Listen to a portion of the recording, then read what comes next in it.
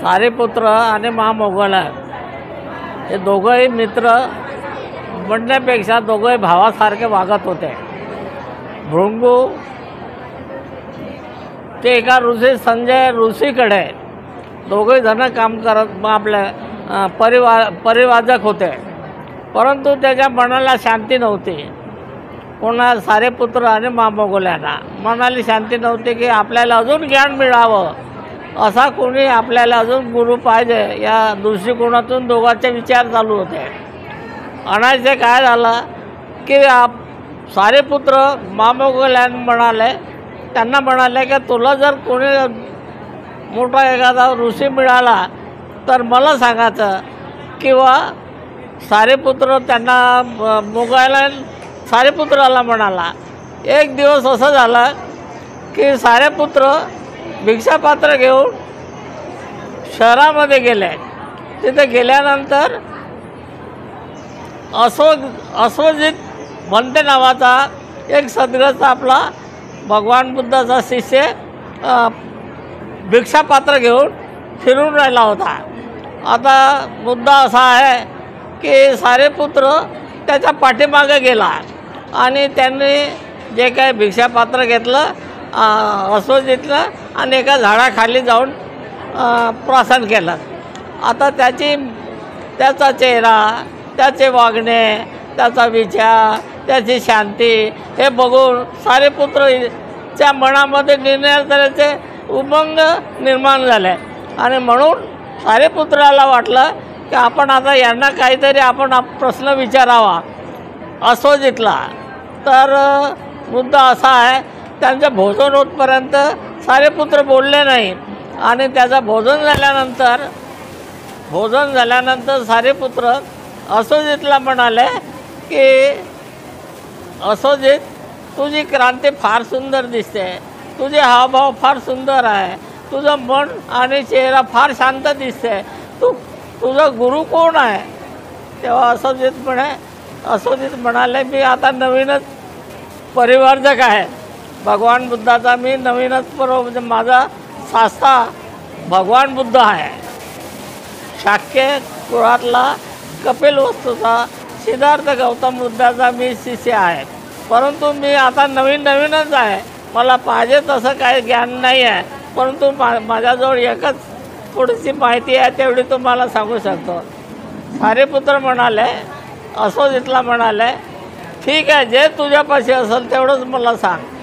जेव्हा अश्वजितनं गाथा म्हटली, गाथा म्हणजे धम्म कसा निर्माण होते, कोण्या कारणानं होते, हे त्या गाथेमध्ये व्यवस्थित समजावून दिलं.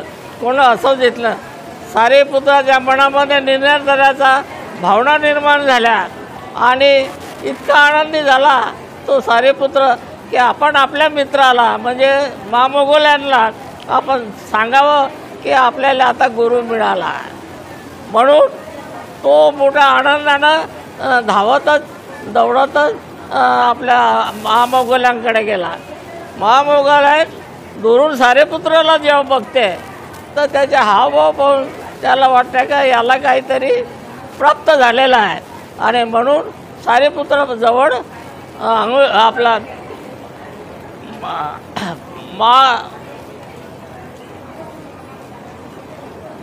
तेव्हा सारीपुत्राला विचारते की तुला कोणता गुरु मिळाला का तुझी क्रांती आणि तुझा हावभाव फार सुंदर दिसते.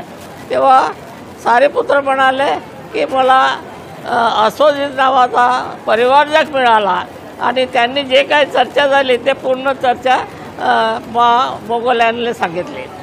महामोगल्यांचं बी मन समाधानी झालं आणि त्या दोघांना विचार केला की आपण आता बौद्ध धर्मामध्ये जाऊन आपला शास्ता तथागत भगवान बुद्धाला करावं म्हणून दोघंही जणांनी विचार केला.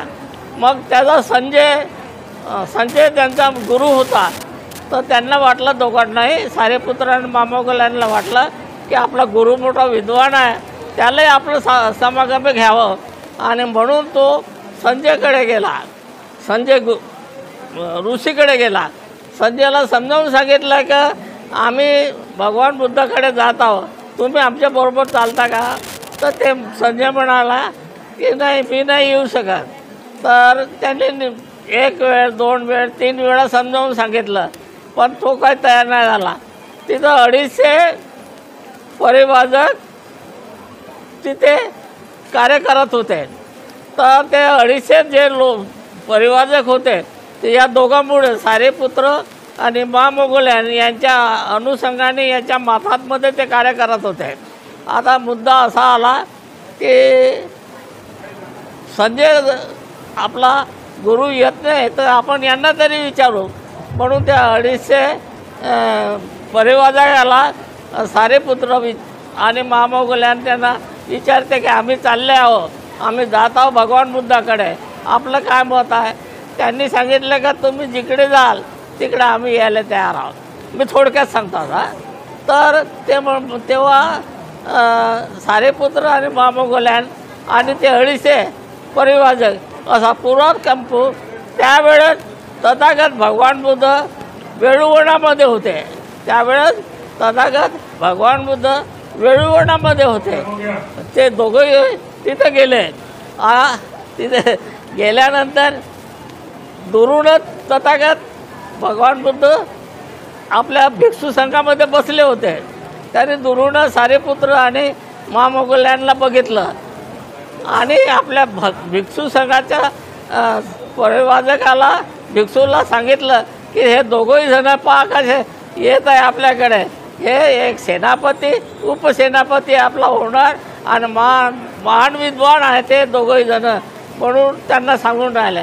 जेव्हा जवळ आले सारेपुत्र, जवळ आले महामोगल्यान, जवळ आले तथागताच्या आणि नतमस्तक झाले आणि त्यांनी विनंती केली तथागताला की भगवंत आम्हाला तुमचा शिष्य बनवा, आम्हाला बुद्ध धम्म द्या. तेव्हा भगवंतांनी त्यांना भिक्षू संघामध्ये प्रवेश घेतला. आता सांगायचा मुद्दा असा आहे, ज्या सारेपुत्र हा सेनापती तथागत भगवान बुद्धाच्या काळामध्ये होता आणि म्हणून तेच नाव मी या बुद्ध विहाराचं ठेवलं. तो मुद्दा महत्त्वाचा असा आहे की सारेपुत्रानं त्या काळात तथागताच्या काळामध्ये सर्वात जास्त धम्माचा प्रचार केला आणि म्हणून त्या सारेपुत्राच्या नावाचा जय जयकार व्हावा आणि लोकांपर्यंत त्यांचं नाव पोचावं म्हणून हे सारेपुत्राचं नाव या ठिकाणी आम्ही नमूद केलं आणि परिसराच्या लोकांना मी माहीत झाला पाहिजे सारेपुत्र कोण आहे, महामोगल्यान कोण आहे. आणि हे सारा वैभव डॉक्टर चंद्रिका पुरेच्या कुटुंबाच्या वतीनं झालं. काय कोणाची मदत नाही, पुऱ्या आपल्या दानातून ते कार्य केलेलं आहे. तसंच लोकांनी माझ्यासारखं दान करावं अशी अपेक्षा आहे. जय भीम, जय भारत.